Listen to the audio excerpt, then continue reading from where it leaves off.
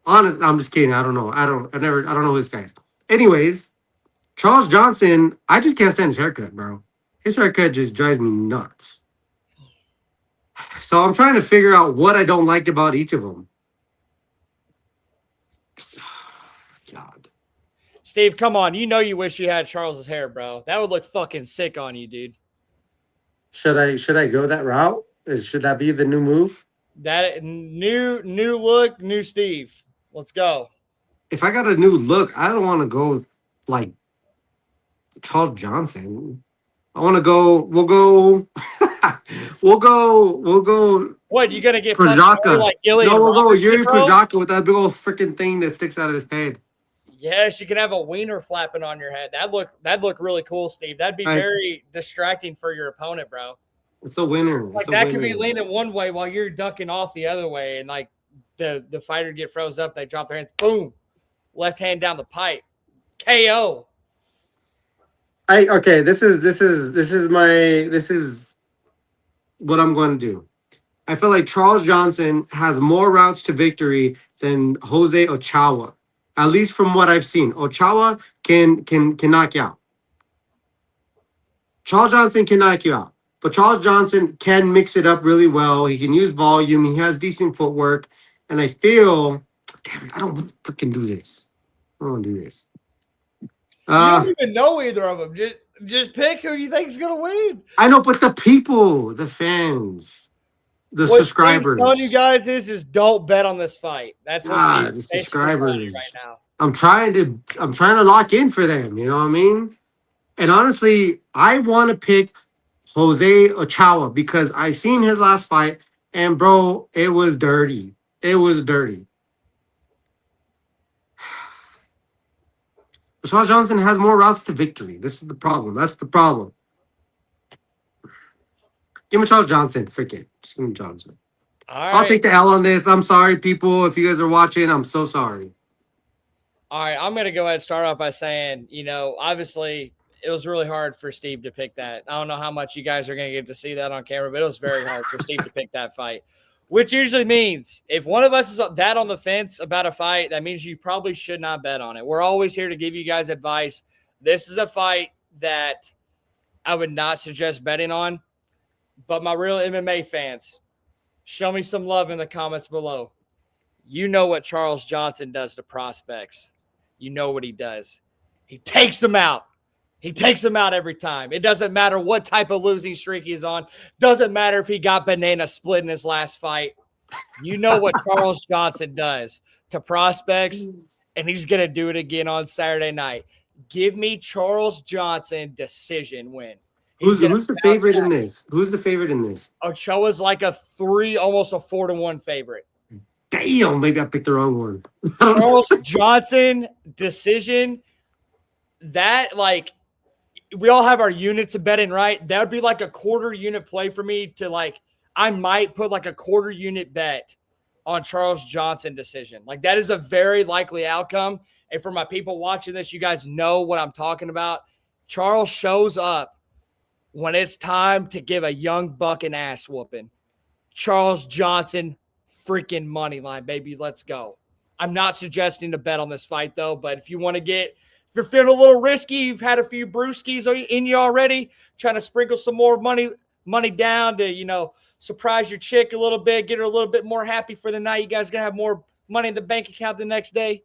Sprinkle some cheese on Charles Johnson decision, baby. Let's go. Bro, I'm so happy that pick is over. Like, damn. All right, well, Steve just basically said, I'm glad you shut the hell up finally. We'll go ahead and move into it, though. We've got our first women's championship fight of the year. We were supposed to get Amanda Nunes and Kayla Harrison at the beginning of the year. Kayla messed up a disc in her neck, so hopefully we still get that fight. I still want to see two goats go at it. But either way, we got Mackenzie Dern in her first title defense, taking on Canada's Gillian Robertson. Steve, how do you see this one playing out in the women's strawweight division for the belt? Yeah, so we got Mackenzie Dern. She's 11-5 in the UFC. Overall, 16-5. She's 5'3", 33 years old with a 63-inch reach. She's won her last 3 fights. and she beat John Doroba for the belt. Um, she's beat John Doroba. She's beat Ribas, Lupe Goodenez. She has a solid amount of victories in the UFC. And across from her, she's fighting Gillian Robertson. If you guys don't know who that is, it's the girl that's always had red hair. She also has a solid amount of fights in the UFC. She's 14-6 in the UFC, 17-8 total, and 31 years of age. She's 5'4" with a 63-inch. These guys are pretty close in stature. Robertson actually has like an inch in height, but not too much. I mean, she has wins over Lemos, Marina Rodriguez, Panero, over my homie Michelle Watterson. She's won her last 5 fights. And her last loss was like Tabitha Ricci in like probably a few years ago. So she's winning, man. She is winning. She is going to give Mackenzie Dern a very, very tough task. The only thing I don't like about Gillian Robertson is that her cardio is always sus. She does not have a strength and conditioning regiment from what she says. She says all that she does is she does more rounds and she goes harder. I'm sorry, maybe for a female, I'm not too sure, but honestly, at the highest level, you gotta have a regiment put in play when it comes to strength and conditioning, when it comes to your training, and when it comes to just your whole package, right? Not have I mean, I know she's probably trains 5 rounds on a daily basis, but fighting a 5 round fight in a championship level, that needs to be happening. That's the main reason why this is going to be more of an easier pick for me for Mackenzie Dern, other than the fact that she's solid, she wins really well, and she's a stud. The only thing is like Mackenzie Dern finally did it, right? She's a champ. She's a champ. Like how much more motivated is she going to be? I don't know. But I'm going with Mackenzie Dern on this pick. I like Gillian Robertson. I think she's a dog. I think she's a warrior. She knows how to win. But I'm telling you, the strength conditioning factor is weighing in on me, and I can't give her this dub because of that. Yeah, that's fair reason right there. Cardio is the downfall to everything in fighting. If you don't have cardio and you gas out, it's you're not going to be able to defend yourself, and it gets bad in there.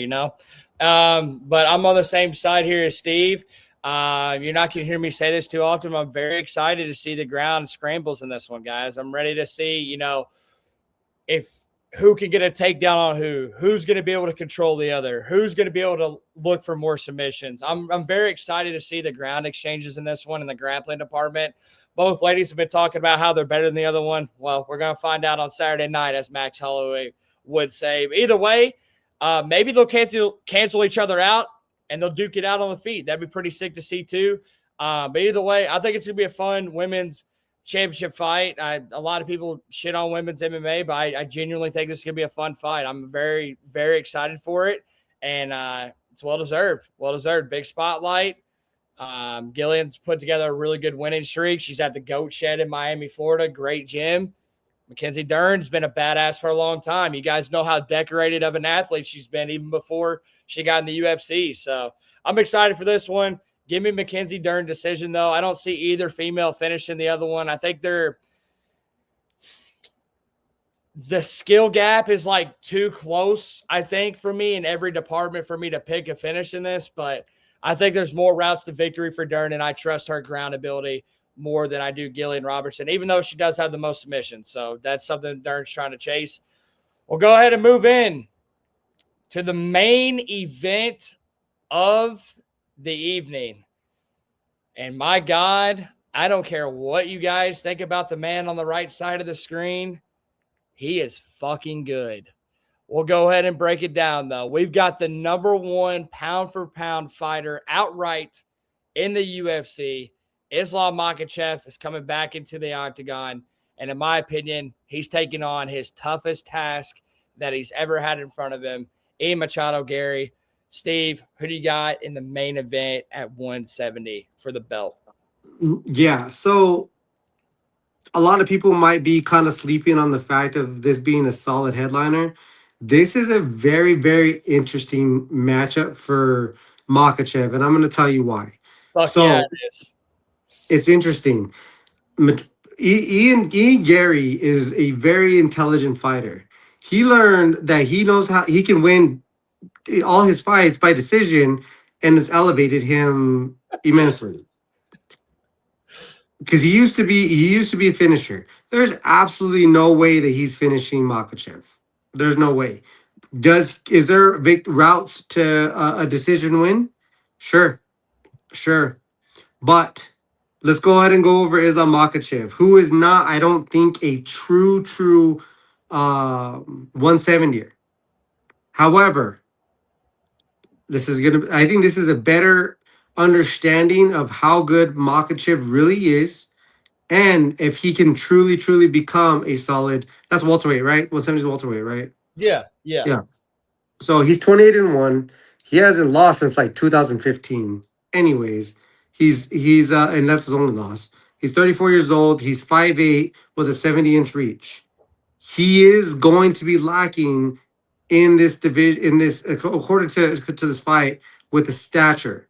Ian Garry is 17-1, with his only loss being to Shavkat Rakhmonov, and he's younger, but he's 28 years old. He's 6'2", so he has the height, has a couple inches on him, which is going to be very, very tough for Makhachev with a 74-inch reach.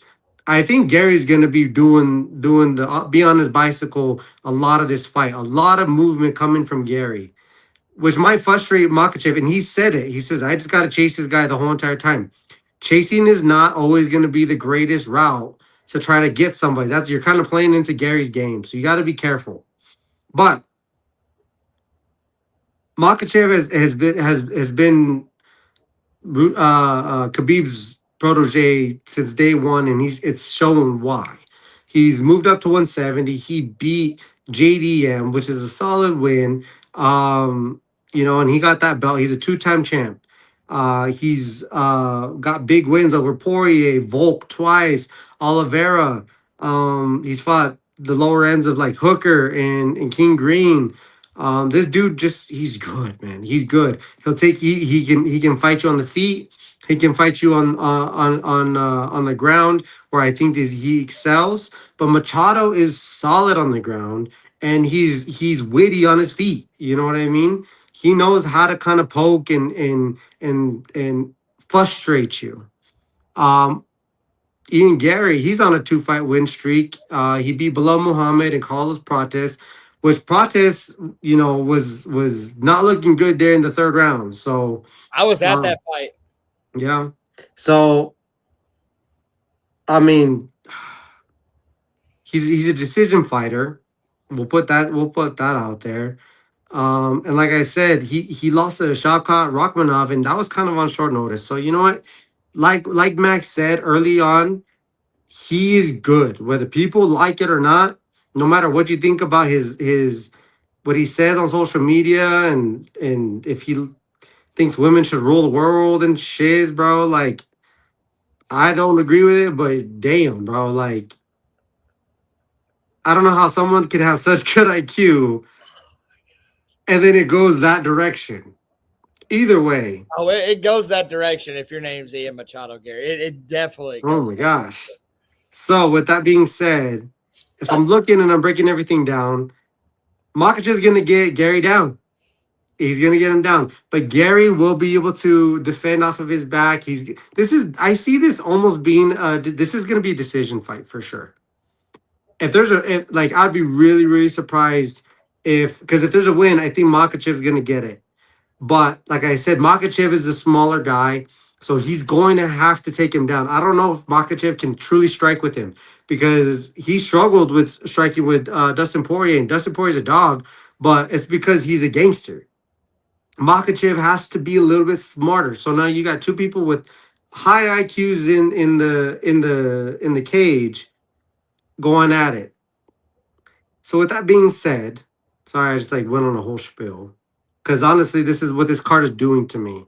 My mind is it's buffering. You He know what I wants to mean? be back on the jet ski, guys. He was at the lake this weekend. I was just at the lake, He's riding guys. that jet You ski bring on me the water. back in here. I'm trying to lock in for you guys, but my mind is literally on the buffer. Just like hold on a second. You know what I mean? Give me Islam Makhachev. This is got to be smart money here too. Ian Garry is going to be his toughest task to date. I believe that to date will be his toughest task. Or I could be totally wrong and be his easiest fight. I don't know. But what I will say is Islam Makhachev is a stud, and he comes from hard work. And I'm not saying Ian Garry doesn't, but like it truly shows in every single fight. Makhachev comes every single time. Give me him. He does what every time? What I just said. Oh my gosh. You got to watch saying that stuff around Gary now, bro. You got to watch saying that now, Steve. Oh my. Anyways, guys, I completely agree with Steve's breakdown. It was phenomenal. Like he said, I mean, I don't care what you guys think. You know, we're talking about the fight. You know, we're not talking about this thing right here. We're not, you know, is he one of the most annoying people on the mic in the UFC? Yes. Do I think he does that shit on purpose because it pisses people off and it creates more engagement for him? Absolutely. But I do think he does actually believe some of that shit too. Yeah, I was like, bro, that's like 50-50, bro. No, it is. It's 50-50. It's 50 in my opinion though. So if you guys don't kill me in the comment section, guys. Hey, I see how it is. I see it how it is in the industry here for Ian Garry. Anyways, though, let's get to it. We're gonna sit down and really get into the nitty-gritty of this. Across all weight divisions in the UFC, there's two things that you cannot take away from freaking Ian Garry. Number one, really, really high fight IQ. Number two, some of the best feet in the UFC. I'm talking about footwork, right? Being able to get in and out. Being able to make sure guys aren't in your range, but you're there to sting them. Or you can touch them, they can't touch you. Pause. Anyways, so if we're going to do the math test, okay, we're going to do the math test. I think Ian's way better than JDM. Do I think Ian goes out there and sparks JDM like Carlos Prates does? Probably not. But I think Ian Garry's way better than JDM. And I think Ian Garry's also way better than Dustin Poirier, at least at the time that he fought Dustin Poirier in his career. With that being said, Steve, let me ask you a question. How much do you value somebody tapping you out multiple times in practice? How much do you value practice submissions? Like if somebody goes in there and they submit somebody multiple times and they normally don't fight at that gym, how much do you value that?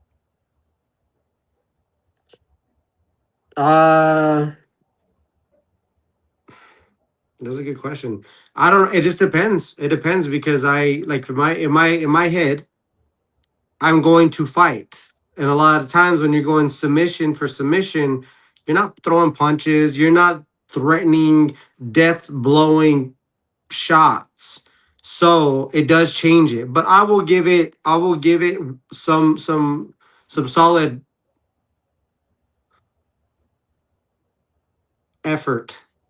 If you want to give it like on a scale from 10 to 9, how much I think really it matters, maybe 6 out of 10. Okay. All right. I'm just saying, I know a guy that's trained with Ian before, and he's submitted him multiple times in a singular practice, and Ian does not normally train at this gym. Islam is the bread and butter of what you want to be as a grappler. Bread and butter. I mean, he is the top of the line. You show a guy that's trying to get into MMA, trying to get into jiu-jitsu, you show them tape on Islam Makhachev. I mean, that's not a secret. I'm not telling you guys something you don't know. So with that being said, me knowing this, if anybody's going to beat Islam right now, it's Ian Garry. He's the rightful number one contender at 170. I don't think anybody gives Islam a harder fight. Maybe Morales. Maybe. We haven't seen Morales really wrestle, though. I know he gets big. Once again, I'm right there with Steve. I think if Shavkat doesn't get hurt, I don't know if Islam ever moves up. I'm going to be honest. I think Shavkat was that dominant, but with how long he's been out, all the personal stuff that's unfortunately happened in his life, I don't know how he would come back to the UFC. I don't know how he'd look. So with that being said, though, Islam's top of the line. I've bet against Islam before. I'm not doing it again. This is a bet that this is a fight I'm absolutely not going to touch, though. Do not touch this fight. This is why this is a fun main event. We got an OG Dagestan versus Ireland fight right here. I really don't know what's going to happen, but the safe pick is Islam decision. So that's what I'm locking in. Thank you guys so much for joining us tonight. We genuinely take a lot of time out of our whatever day it is. We put about 2 hours of work into this stuff every week. So we appreciate all the comments. We appreciate all the likes. We appreciate all the subs that are coming the way. You guys have really built a fun community. Just please comment down below. We especially get excited to interact with you guys for these number cards. But Steve, go ahead and sign us off for tonight, brother. Yeah, man. Thank you guys so much for continuing to support the channel. We're gonna keep giving you guys predictions. We're actually having a good time doing it. We've been finding a lot of success doing it. And honestly, you guys are giving us a challenge by doing the whole card now. But that is what's been recommended by the comments and everybody's input. So we are trying to listen to you guys. We're hoping we're helping you guys. So we thank you guys so much for giving you guys input. We're here to oblige, if you will. And we're just going to keep doing this. And like I said, if you guys have more input on what you want to see from the channel, let us know. We have, more guests coming. We're going to do the Jeopardy stuff. We're going to do some different game shows and stuff like that, because I feel like I want to give you guys the best opportunity to get to know them. You get to see, fighters kind of interact with each other, have a good time. And like I said, just join us. Just join us. So if you guys haven't, like, subscribe, and hit that notification button just so the next time when we post a video. That would be amazing. So love you guys, and we will see you next time. Absolutely. See you guys in Philly this weekend. Enjoy the fight. Interact with us down below. Big videos coming next week. See you next time.